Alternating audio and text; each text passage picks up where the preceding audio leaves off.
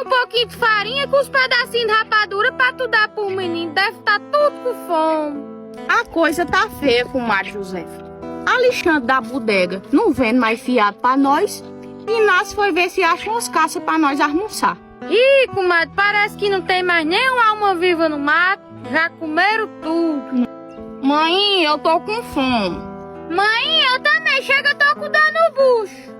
Vou botar um pouquinho de farinha com os pedaços de rapadura pra você enganar as tripas enquanto seu pai não chega, viu?